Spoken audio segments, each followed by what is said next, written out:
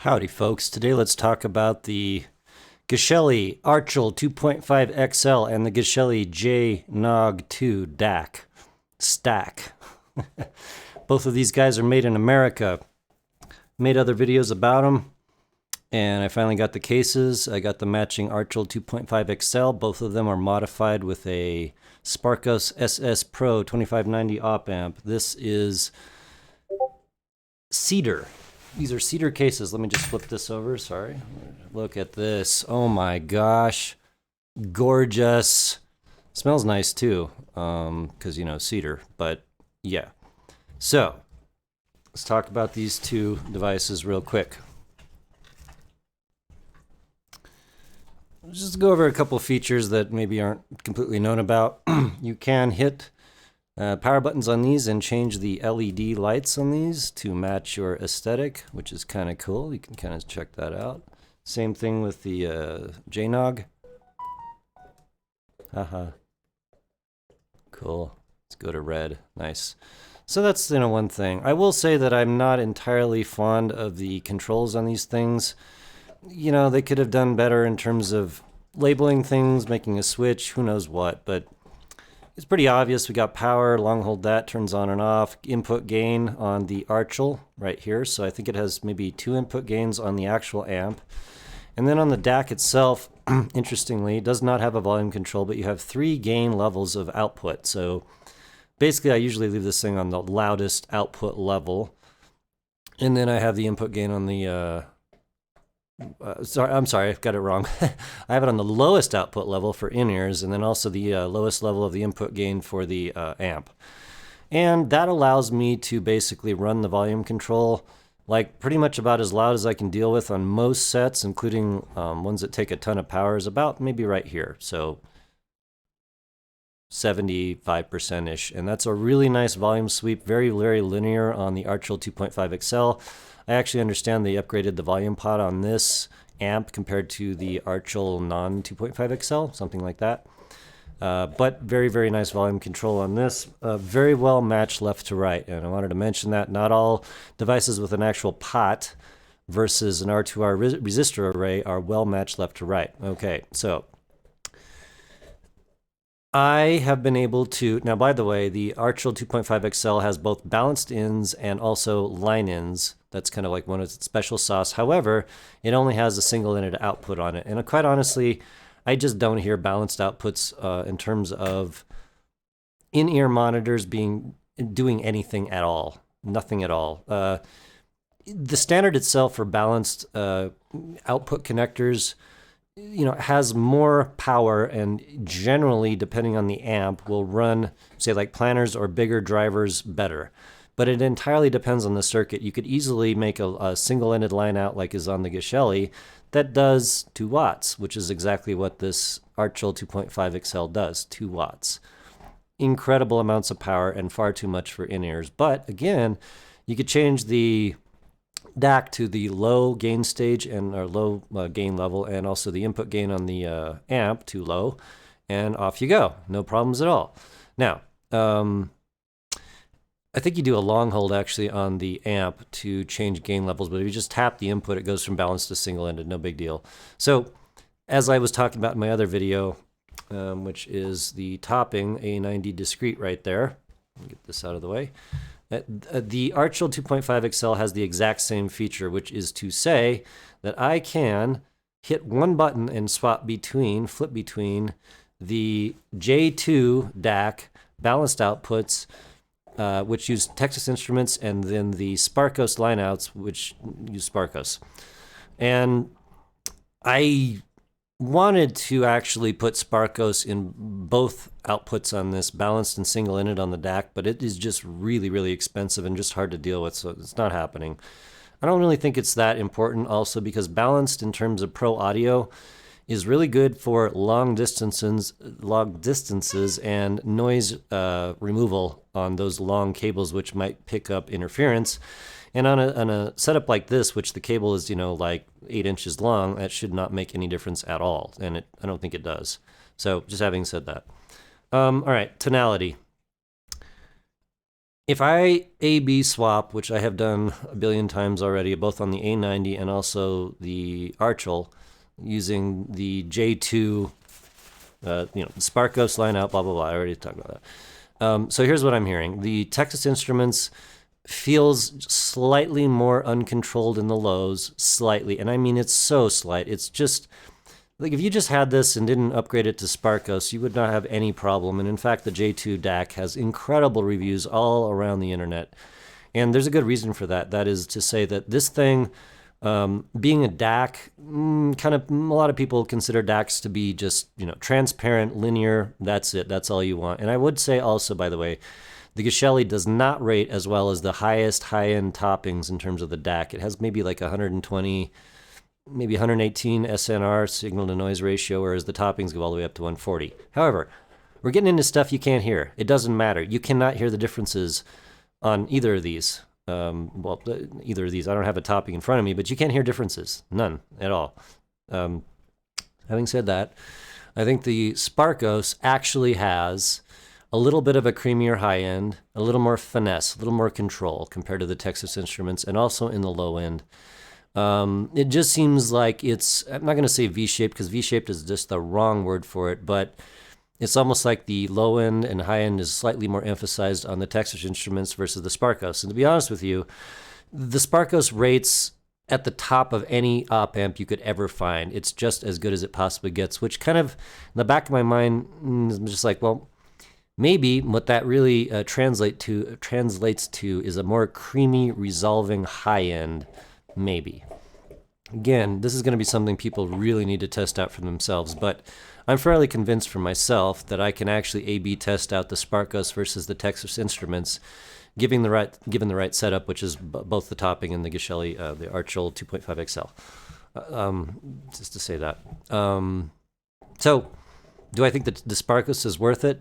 Honestly, it is a lot more, right? The Texas Instruments chips are like maybe $6 to $8, apparently, and the Spark Ghost is not on sale, about $130 for dual left to right, left and right stereo op amp. So it increases the cost of these guys a lot. And like I said, both of these have one in there. There's, you can kind of see it right below, behind the volume control on the Archel 2.5. So. Lots of words. I would consider that the Geshelli Archel, comparatively to the topping, topping. So the topping feels a little more, by the way, the Geshelli is not Class A. I don't know what we'll call it, op amp run, the Archel, but it's not Class A, whereas the topping probably is closer to a top A, Class A topology. I think that the topping is maybe slightly more bombastic and a little bit of a rounder tonality, but not lacking in anything at all. Just this kind of like an overall impression. Versus the Geshelli, which seems like the Archel, seems to me like it has perhaps just a hair more finesse in the high end, and maybe a little bit better control in the bass. That's about all I could ever say about that. And very, very likely the way you would prefer one of these comes down to just your entire signal chain and also the headphones you're running completely. I would say that I do wish this had an R2R resistor volume array. That's just a next level feature, and it assures you that at any point your volume is absolutely perfectly matched and won't change over time. And also volume pots, if they get, they could get scratchy, things could happen internally in them. I don't know what might happen with this pot, but I'm just making that point. So if I could upgrade the Archel 2.5, I would add more buttons or something better than what this is in terms of how it's actually displaying what it's doing. I just think that, now I do realize that Geshelli these are kind of like, what's a good word for it? Like, they're not really considered to be something you're going to be hitting buttons on all the time. It's kind of like you set it and then you leave it and you just let it. I'm actually just leaving these on all the time. Whereas, other devices might have buttons for you to click between things all the time. You can kind of tell that the Geshelli is not really made like that. The topping is, however. And no remote controls. Topping has a nice remote control, which is this guy right here. Do I wish the Geshelli had it? Honestly, I don't care, because I'm just willing to just go like this, right? On the topping, now in terms of, this is just my personal like testing of things, not actually listening to music. I do enjoy that the topping's remote and the way you can preset volume curves, the whole works with the C buttons and just tap one and everything just falls into place without doing anything. That's really, really nice. I wish it had it. Am I willing to spend a ton of extra money to get it? Probably not. No, I'm not. Also, typically most of my stuff is just your standard sort of aluminum shell, black build like the topping. This thing is really well made, very heavy, solid, right? And then we have this Geshelli, which has its own entire, just totally different mojo going on. But I love looking at this thing. I love the fact that it's handmade. It's just pretty. It smells nice. This is just like little small things that, you know, you just look at this thing and it's like, oh yeah, it gives you a good feeling. The topping gives me no feeling. It's just like a utilitarian versus this, which has a little more aesthetic value to it, shall we say. That's just my opinion on it. People definitely will have different opinions. I've heard plenty of people say Geshellis look like shit, and I've heard them say that they're just amazing looking, and you know, so that's up to you. It really doesn't, there's no right or wrong to this at all. I would say also, just I noticed this, that the little rubber feet on these are sticky, so once you stick the stack together, it'll stay, which is, you know, kind of cool. I don't mind that. But see this? It's light enough to where, Jesus, that you remove this, the whole thing's going to come with it. Not my favorite, but would I want it heavier for that one thing? Nah, probably not. Probably not. Any case. So those are my impressions. Is the Geshelli recommended? I absolutely adore the Geshelli. For the price I paid for it, now I will say this, the JNOG2 DAC is the best DAC I've ever heard by far. And I've heard toppings, and I don't particularly like their, I'll just say this. The latest topping I've heard I liked quite a bit. I forget, it was the something L50 maybe. But the other toppings I've heard before that I actually didn't like at all. They were very, very clinical and flat and unmusical, whereas the newer stuff sounds better. But I really believe that the JNOG2 has the most incredible musical mojo going on with it. And just look up reviews on the internet other than mine, and you know, most people that have gotten this really, really love it for that aspect. It's just so musical and creamy, the best way to put it. It has no pushed parts of the frequency. It's just musicality, perfect musicality in a box.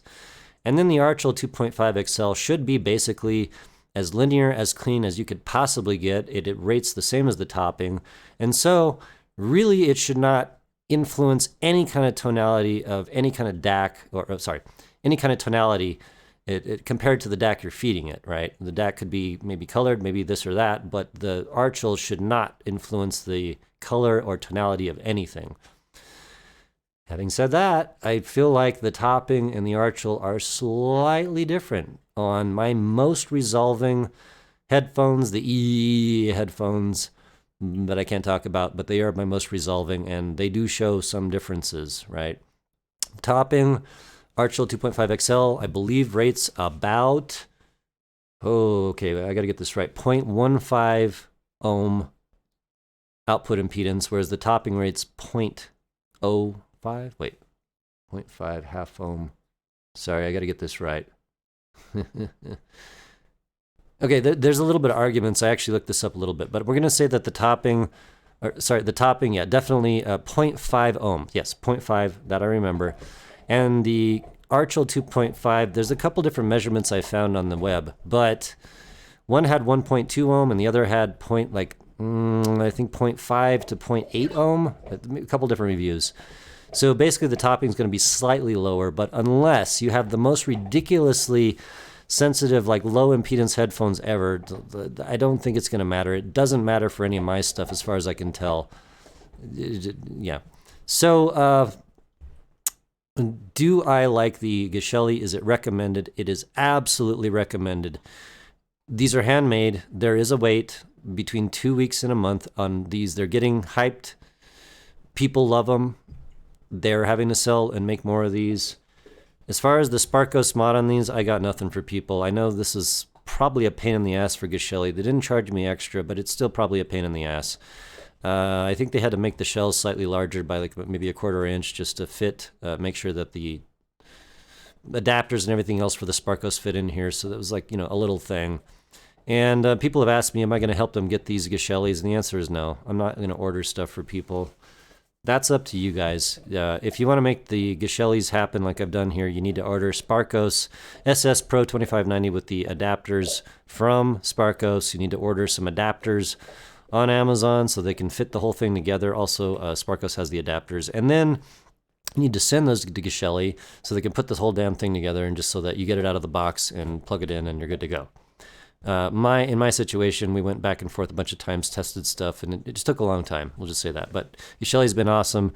I really love talking to. It's a family-run business, and much like my own personal business, and highly, highly recommended. And they will take care of anybody that orders this stuff from them, guaranteed, no question. So, Geshelli Archel 2.5 XL, highly recommended. 2 watts.